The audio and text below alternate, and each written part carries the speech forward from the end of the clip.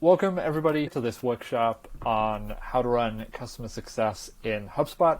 So what we're going to cover here today, we're going to do some quick introductions, then we're going to get into why run customer success in HubSpot. It's a question that we get asked a ton. There's not necessarily a whole lot out there for the customer success use case specifically in HubSpot. We believe HubSpot is a great tool to do it. So we're going to talk about why do it and then get into how to set up HubSpot to actually do it. We're going to walk through workflows for automating processes specific to CS and moving a customer through their journey with us, and then get into reporting as well. We're going to try to make the majority of this super tactical and just spend a bunch of time in HubSpot. So first off, introductions. I'm Stuart Balcombe. I run marketing here at Arrows, spend a ton of time in HubSpot thinking about how we help folks better build their process in HubSpot and then sort of sharing that with folks as well. Joined by Shareil, who runs customer success at Arrows, has a ton of experience building and scaling post-sale processes with companies like Sprout Social and Booking.com. Hey, Shareil. Hello. Always excited to be here, especially on this topic.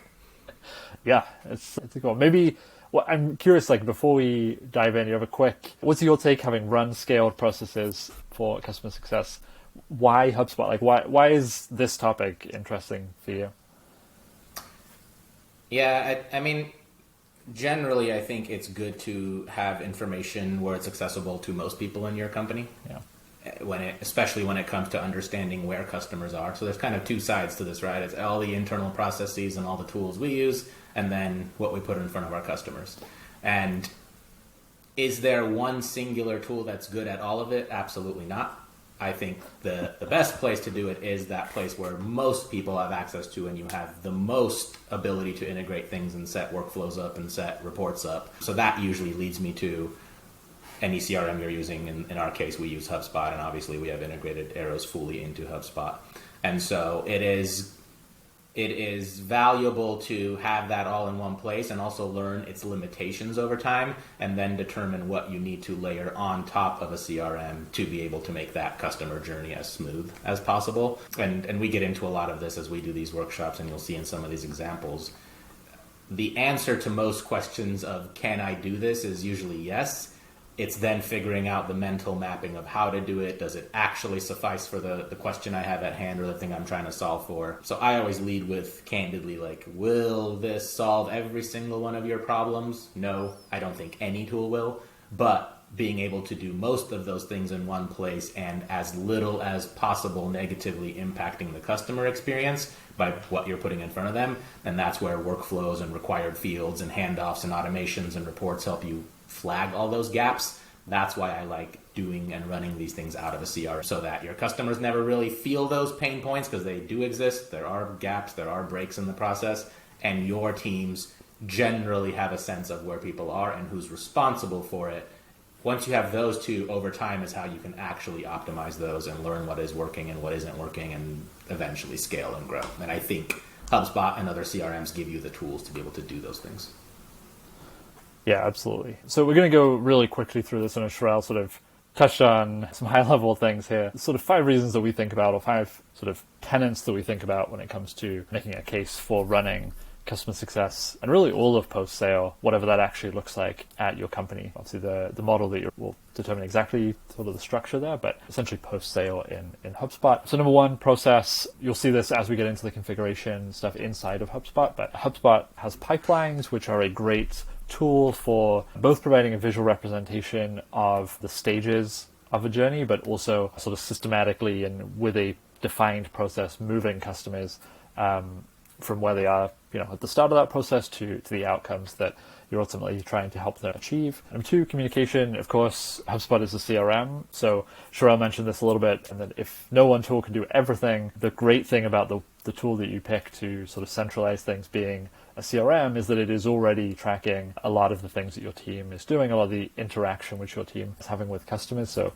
activity like emails, notes, calls, meetings, all that kind of stuff, sort of by default ready and accessible in HubSpot. Reporting. HubSpot does have a nice reporting suite, which gives you some sort of both the ability to create reports that are going to be valuable because you have all the data in one place to report on, but also because you have many teams or multiple teams in HubSpot already, it makes it much easier to make those reports sort of self-serve and for folks to be able to actually find the things that they're looking for, as opposed to going and figuring out a new reporting tool. Automation, we'll get into this one pretty heavily today. HubSpot workflows are super powerful and really give you sort of a canvas to design your experience and document your experience in a workflow, while also automating the things that are repetitive and tedious to save your team time and ultimately give them more leverage to spend their time on the things that are most impactful for customers. And then finally, data. Shareil mentioned picking a place that you're going to everything with to pull everything together in one place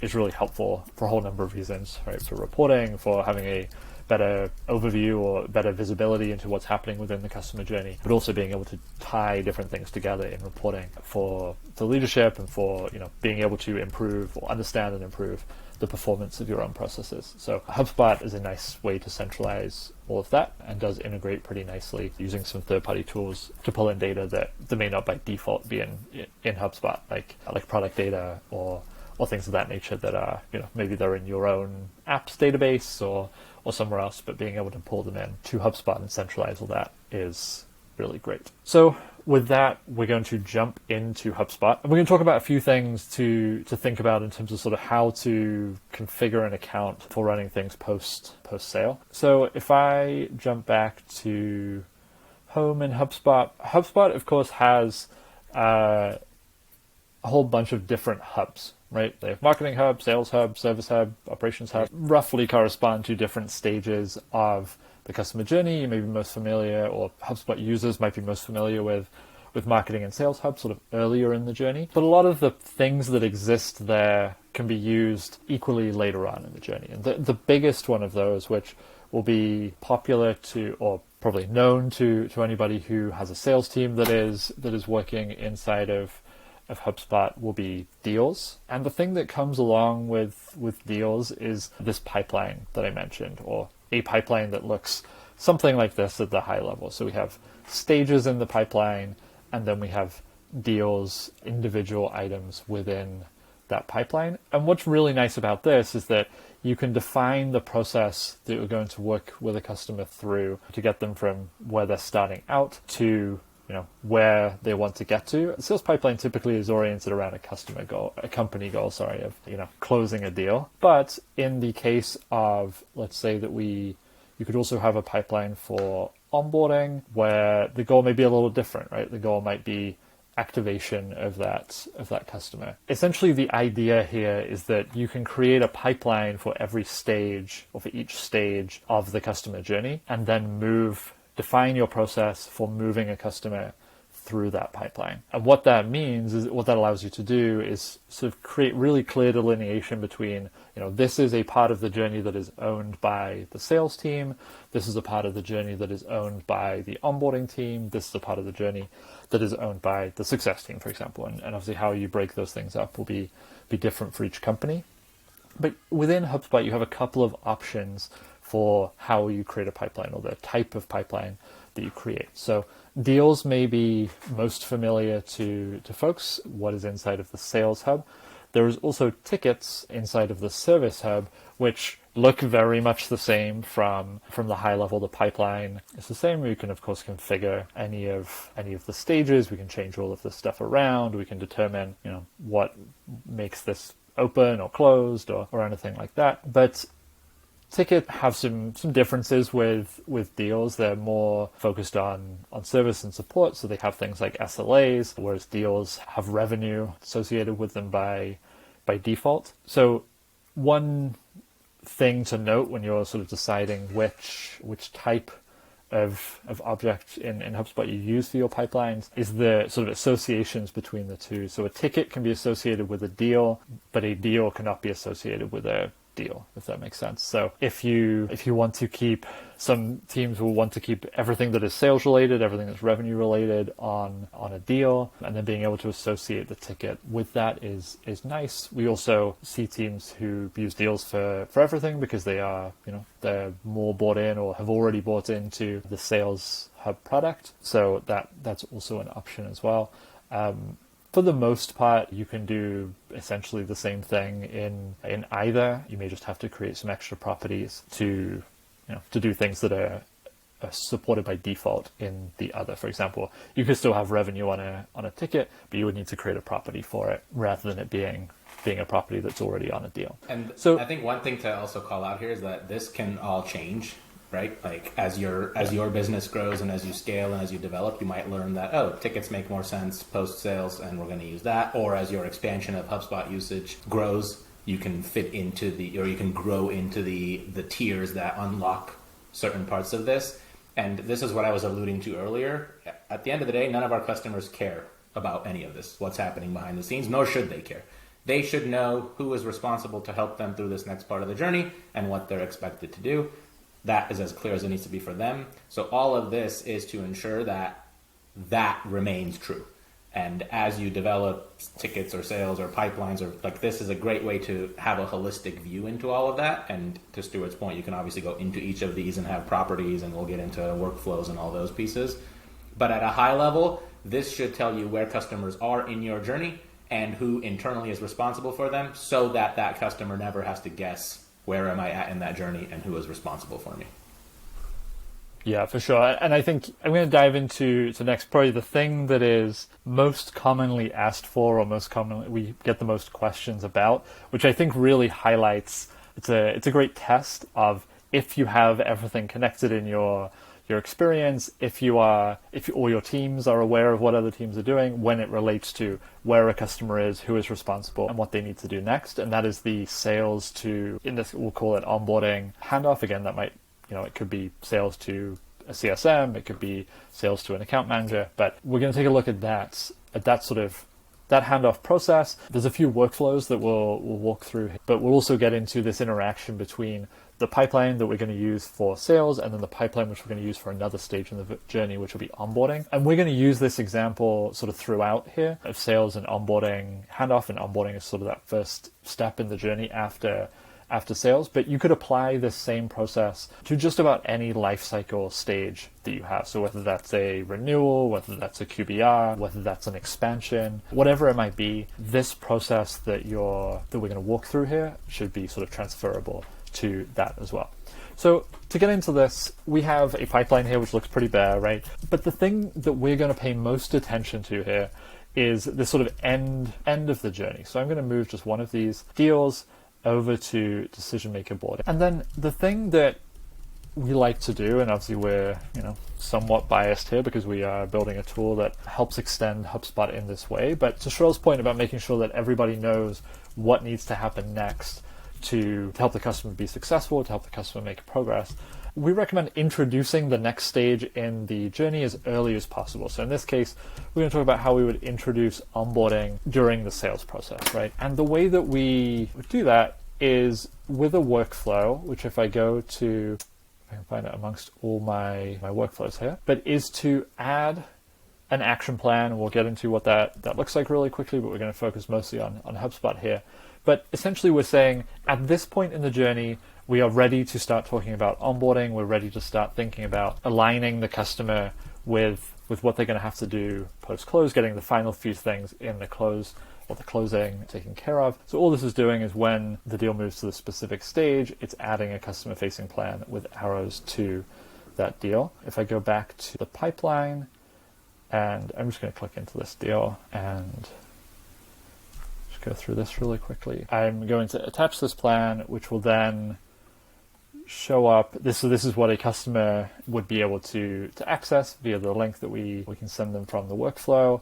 So we can see the reason for doing this. I would need to add in the customer contact, but they would be able to see the final steps in the sales process. And then beyond that, everything that we're going to work with them on during onboarding. So this sort of can lay out and set expectations for what's going to need to be done to get them up and running. But if I go back to the pipeline, the thing that I want to show here, which is really critical to the handoff, is having required fields to move a deal through. You could do this at any, movements between any stages of a pipeline, but most importantly, whenever you're going to be moving a customer from one stage of their journey to another. So in this case, we are asking to make sure that there are success metrics that have been defined. So like, how's discovery been done? They're just going to say, it wants to reduce churn 5%.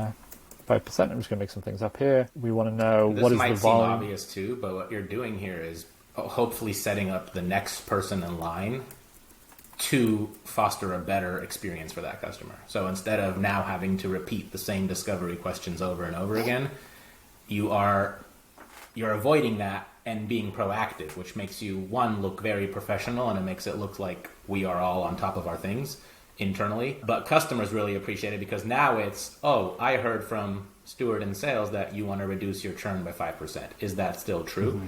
And customers instantly feel trust in that and feel like, so again, regardless of these processes being broken or not behind the scenes, they won't feel that pain. They just see, Shareil has insight into what we talked about. He knows my metrics. He knows my goals. They must really have their stuff together behind the scenes there. But it also reduces the chance of losing valuable customer information along the way and forcing a little bit of CRM hygiene. And to one of the questions in the chat, this is where it doesn't matter if you use multiple deals or multiple objects or multiple things to capture that information, as long as that information is being passed between those places to avoid that repetition with customers. Yeah, for sure. And where this becomes especially important is that if we go back into our workflows and we look at, so we have a couple that we're going to need here. So we're going to have this workflow to the point of, if you're using multiple pipelines, you're going to want to make sure that you are taking the information that exists in one pipeline and moving it to the next. So you can use a workflow to do that. So when a deal is closed won in a sales pipeline, in this case, in this example, we're using tickets for onboarding. So we would create a new ticket in our onboarding pipeline with the status of ready for onboarding. And we would copy over, you'll see here that persona and success metrics were required fields. So one reason for requiring them is that those are going to be very important in the onboarding process. So making sure that they're required and then copied over to that new onboarding object is going to make it much easier to kick off that next stage of the journey on the right foot. We can also copy over any contacts, any companies that are associated with that deal, and any timeline activity from it. And then this is the big one, which this is my favorite part about workflows, honestly, is that they allow you to define, yes, there are great automation benefits. There are time-saving benefits and sort of scaling benefits of using something that's automated. But they also allow you to define what your process is going to be at the edges between two processes, right? So we have our sales process, which is going to be owned by our sales team or however that's set up at your company. And then we have onboarding and ongoing success, which is going to be owned and run by another team. And this workflow can define how those two things will interact, right? So when a ticket is in that onboarding pipeline that we just moved it into, it's in that ready for onboarding stage, we can take a look at the property that was required for persona, which could be plan, it could be number of team members, it could be any number of things which you are going to use to segment the customer experience on, or you could skip the logic here altogether if you I just have one version of the next stage of the life cycle. But you can use a property to branch. We can then set up some information that we're going to need or is going to be important for all our post-sales processes. So renewal date, we're going to calculate a renewal based on the close date or the date of the deal. This is interesting in HubSpot, especially if you have multiple segments which you're serving with different teams or different team members are responsible for different types of customer. So you can use teams, which here we have the enterprise onboarding team. If the persona was set to enterprise, if it was SMB, then we're going to assign it to a member of the SMB onboarding team. We're going to attach an hours plan, or if we didn't have one, then we're going to create a new one so that there is a customer-facing plan for onboarding. We're going to copy over that URL. And then from there, this is the bit that I think is interesting and often gets overlooked, is that yes, these automations are great for the time-saving side, but they can also drive action and sort of proactively surface the action that your team needs to take next without actually automating anything with the customer. So in this case, we're using an email template to send an email automatically, but we could also use a task. Like here we're assigning a task, which hopefully just says prep. Let's say that we wanted to include some information that we should use to prep. We could use a personalization token to include detail about the type of customer. We could do really any other piece of information that came from the deal you could be including here, right? So like those success metrics that you're requiring. Exactly, yeah. Then you can force eyes on them internally.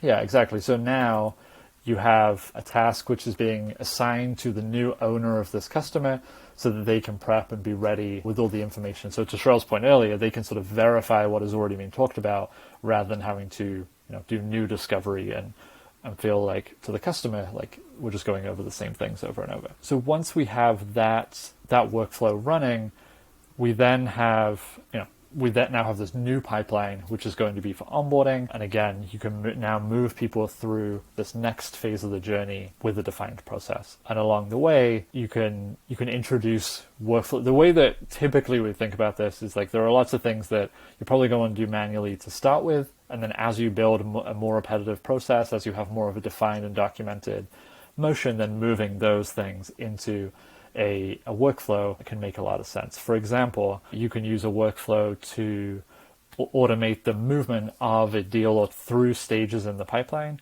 based on certain criteria, right? So this is actually looking at a self-serve pipeline, but if there are projects, if the value of this project's created field is known or there are team members that are known, then add some logic, which depending on the number of projects and the number of team members that have been created, add that ticket to the appropriate stage of the journey. So one thing that we see customers doing a lot with arrows, for example, is in their onboarding pipeline, you can move, if we open up say this ticket in onboarding. Why is there no plan? Interesting. But you can use data from arrows. Let's see. A little confused why there was no plan. Anyway, let's say that they,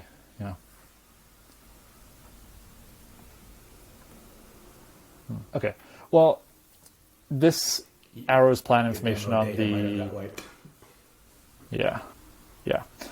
Okay. Well, in any case, we can use the data that you're seeing here on this, like in this onboarding plan progress field, or you could use the current phase name of the plan that is facing the customer as the branches in your workflow to move a customer between the different stages, so that you can say, when this threshold is met in the data, then move them or progress them through the journey.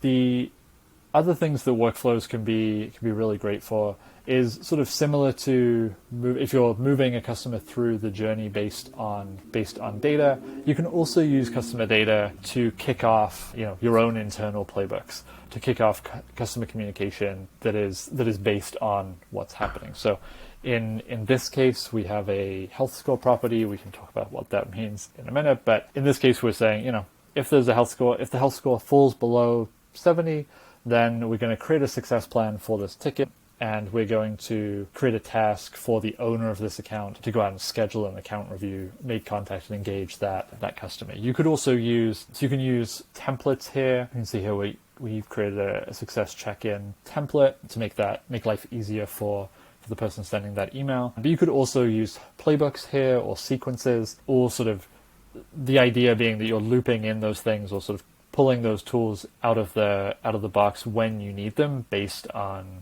the customer data that you have and the activity that you're seeing, or the status of an account, if you will. And this is where you can. I do a lot of consulting on this. Like, I encourage people to not over automate everything. Like, just because you can have a workflow and an automation for every single thing, it doesn't necessarily need to be that way.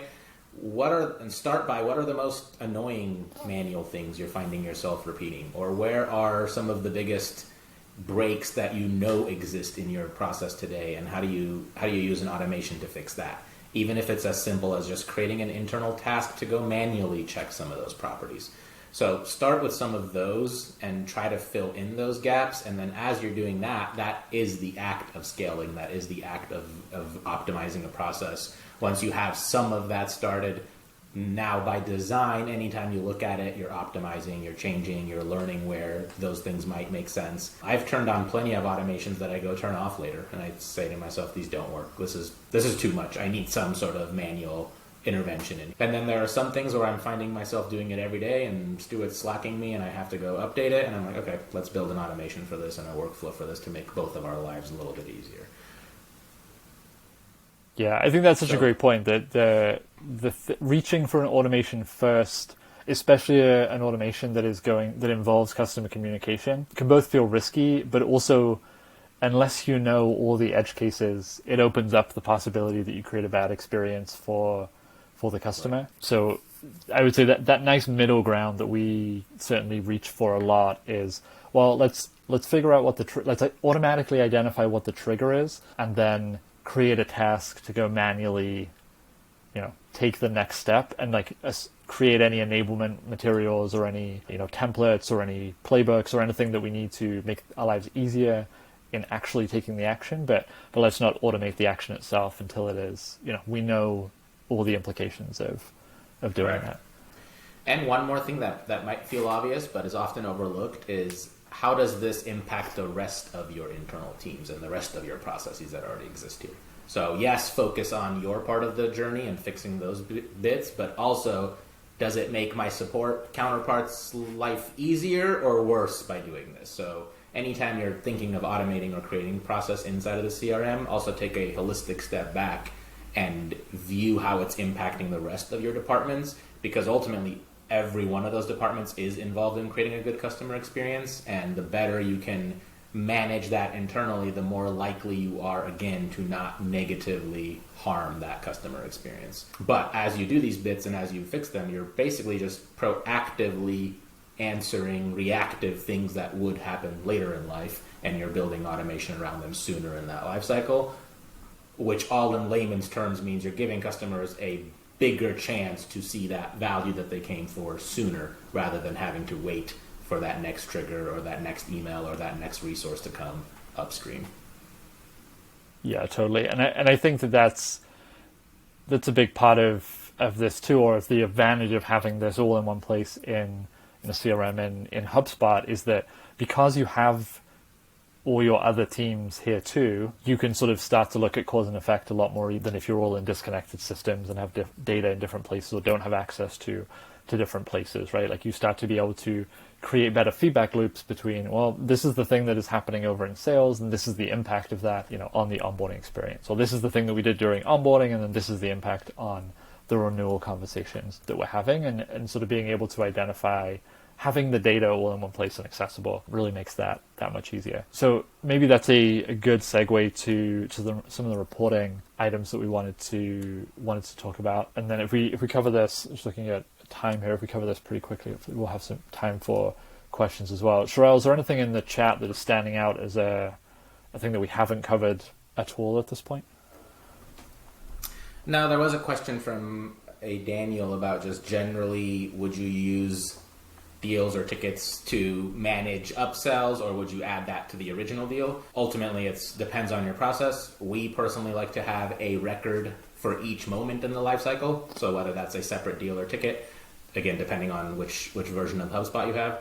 I like having a separate thing for each part of the life cycle. So whether you're using deals and associating tickets with it, or just creating multiple deals, I like those timestamps. I like the record. I like to be able to look back and see an account grow over time. So if they have six growth moments in a year, I want to know when those came, and then selfishly unpack why and learn, was it a specific sales rep that set them up for that? Was it an onboarding rep that helped them? Like, how did we get to that moment of growth? And then trying to reverse engineer it so that we can repeat that process. But I like to have separate records for the renewal, for the growth, for the churn, for all those bits, so that we can ultimately learn and fix our process internally.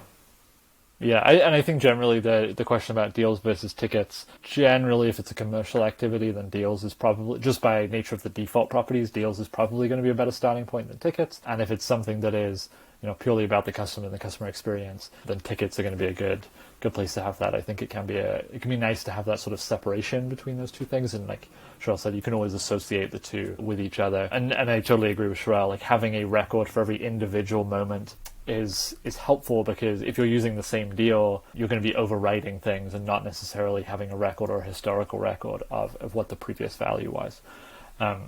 Without much more complicated time on the reporting side. So to get into reporting here, we have a few sort of high-level things that we'll take a look at. I know, Shareil, you have some thoughts about a lot of this as you're sort of running this process at Arrows. But the thing that we're starting out here with is this onboarding pipeline report. We're pulling in a lot of data from, or many of these data points from Arrows syncs plan status, plan sort of interactions back into HubSpot as properties, which makes it really easy to report on. But this first report, I'll see there's some things because I just created a couple of new deals in here that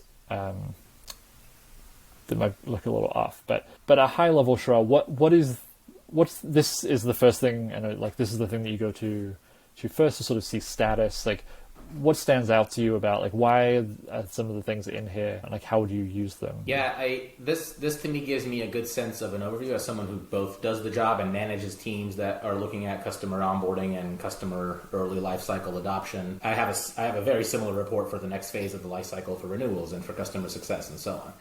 What I look for here is red flags or patterns that then I can actually go build automations and triggers off of. So in this case, what I use this for is to make sure, one, every customer has an onboarding plan. I know that plans are more likely to get completed when a task has someone assigned to it. So right off the bat in that far right column, I can now see that there are current tasks that don't have anyone assigned to them. I can determine in my brain this doesn't need someone assigned to it or it does need someone assigned to it, and I can quickly open it and attach that task to a person. The other thing I look for here is the ability to sort based on these columns. So in that days to target date, that's a good example. That first one, I have 30 days left to get to their target date. So not a red flag there. I know generally they're at the beginning of this plan. We have 30 days to finish it. No alarms there. For some of these other ones, if there are 7 days left to the target date, and I know that in my process that reviewing the uploaded roster comes a lot sooner in that 30-day onboarding, if you will, that to me is a problem and something to look into. What it lets me do is internally, because I have both HubSpot information in here and information coming from a customer-facing plan, I can, as the manager of this team, I can quickly reach out to Kim and double check. Well, I can open this plan and go into the deal and see all that information, first of all. Second of all, I can reach out to Kim and make sure, who is the deal owner here, that she is aware or get any insight from her as to what's happening here. We have a special notes field on each of these that might allude to maybe what's happening here or give me some insight. And part of that can look like, oh crap, it's on fire. We have to reach out and make sure that something is done here. Or we know what's going on. They're on a hiatus. We're not concerned. We have talked about that this upcoming due date is here and we will address it. The other thing that lets me then really go into using automations and workflows is setting up tasks for myself when these red flags happen. So if I know, if you scroll to the right a little bit, there's a time on task in this case. So if I know that this example, they've only been on this task for 0 days, which means they started it today, it's less of an alarm for me. If they've been on this task for 15 days, which I know should take 10 minutes to complete, that's a huge alarm for me. So what I have then is automations behind the scenes that will look at that and say, this task has been overdue for X days or has been on this for 5 days, and that is not normal. Let me go create a task for myself quickly to reach out, or create an automation that sends an email reminder for them to do that thing. The bigger thing I'm solving for here is optimization of this process. So over time, I can start to gauge that most customers take 2 days to execute their contract step. For those that are taking 3, 4, 5 days, why? And a lot of that is unpacking manually why. First, maybe it's digging into sales. What happened there? Are there special notes? Is there one rep that continuously gets stuck here? Are the steps unclear? Is the plan unclear? Was it not delivered? So it gives you a first moment of something is broken here, then a chance to dig into that thing, and then a chance to build an SLA or a process around it. So that's why I like pairing HubSpot information as well as product information in this one report. At a high level, I can quickly see what's going on. I can filter by deal owners. I can filter by team members. I can look at my own view versus other views. I will take this type of dashboard and create copies of it for each person on my team so that then they view their own accounts and they wouldn't see everyone in here. This is more of my manager view. But then if you scroll down, we can go deeper into what is happening at a high level. So here are all those deals sitting currently in onboarding. Again, same thing could happen for the renewal phase or the contract extension phase or the check-in QBR phase. But I get a sense now of workload across the team. There are 3 of us in this case on that right-hand side that are working deals or tickets that are in onboarding. Nothing too alarming here. Maybe if Stuart's was at 15 and Shareil and Kim were sitting at 2 or 3, it's a distribution opportunity. Maybe you go fix your workflows that's distributing these deals in the first place, or check in with Kim and Shareil and see if they can take on more workload. The unassigned one is an alarm to me. That means there's a customer who is ready for onboarding behind the scenes of that. And what's nice about these charts is they are interactive, so you could click that column and you could see who that deal or that customer quickly is, and then go assign it to somebody to make sure no ball is dropped. This is where using properties or deals is nice, because I can see how much revenue is in onboarding. These are obviously sales deals, and that amount is just copied over from that sales deal. But I like to have a sense of how much money is sitting in each phase of that life cycle, because I do believe that if you keep a customer around longer, you have a higher chance to retain that money, but then grow it. So there is a correlation to that revenue by keeping them around and then ultimately growing them. And I like to have a general sense of even distribution when you're first starting to build a team, and then as you segment and specialize, then it might make sense that your enterprise rep is dealing with more revenue and less accounts, and your SMB or smaller tiers might have less revenue but higher account volumes. So however your process works, this can help you validate that that's proving true. If you keep going a little bit further down here, all those automations that we were seeing Stuart build in those workflows, they're triggering these types of tasks behind the scenes for me internally.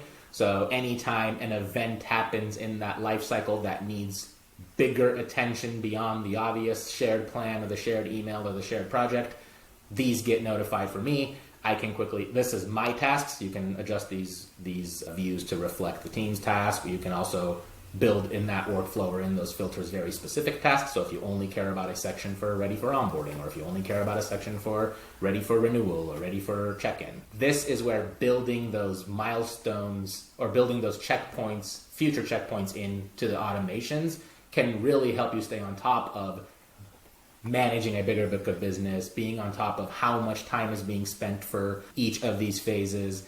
As a manager, I really like to understand how much time is my team spending on each of these follow-ups or each of these tasks, so that I can determine, do we need to hire 3 more people, and here's why, to keep up with this workload, or to validate that someone does have too much on their plate. Things like vacation planning, PTO planning, all those bits come into account when you get a sense of how much workload each person is dealing with. The last 2 reports that I have in here, one is just high-level deals by stage. So this correlates to I believe this correlates to our onboarding pipeline. I have in my actual HubSpot account, I have these deals by stage for every one of our pipelines, so I can get a big zoomed out view of where every single person is in our company, regardless of if they're in pre-sales, sold, onboarding, well beyond that, and then dig into each one of those and again look for patterns, right? 7 customers sitting in this ready for onboarding pipeline likely need to be assigned very quickly, so I can quickly dive into those, see what the deal is.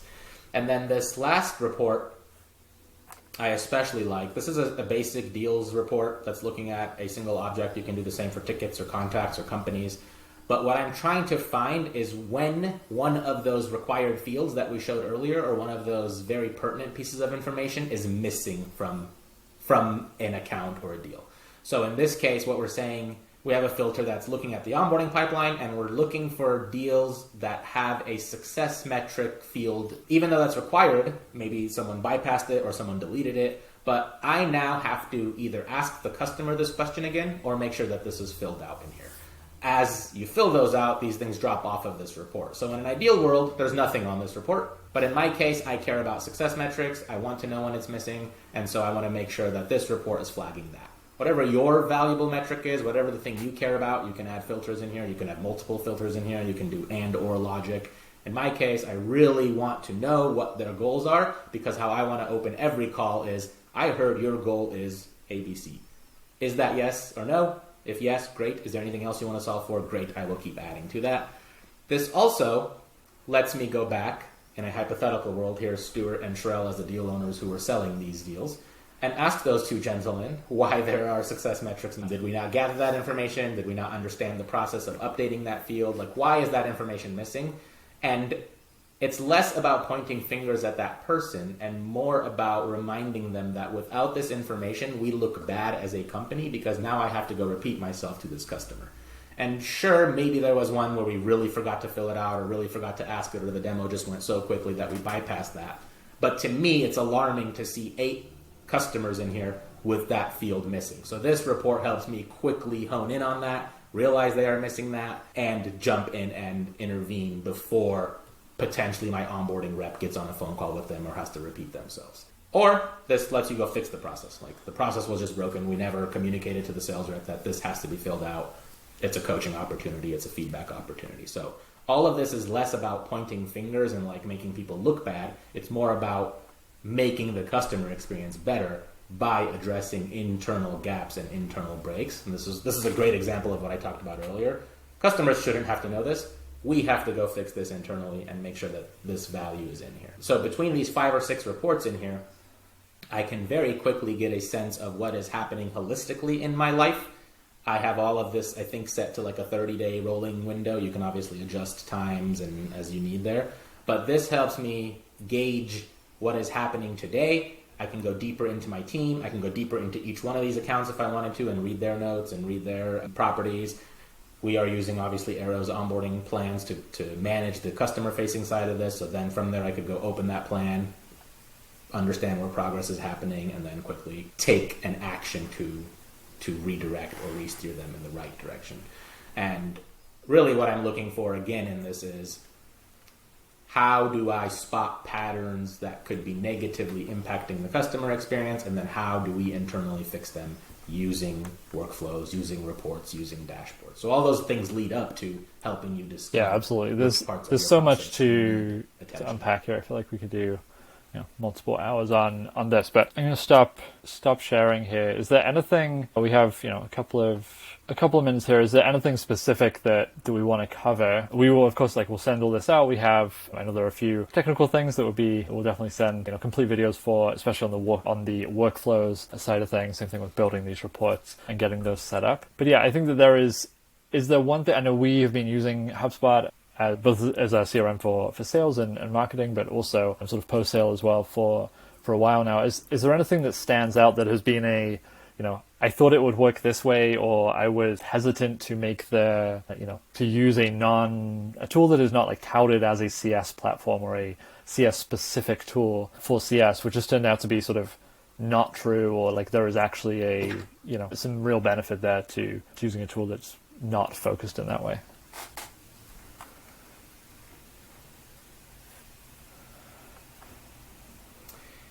Yeah, I think the benefit is that most of the information I would need to determine that workflow or automation usually is already in sale or in the CRM.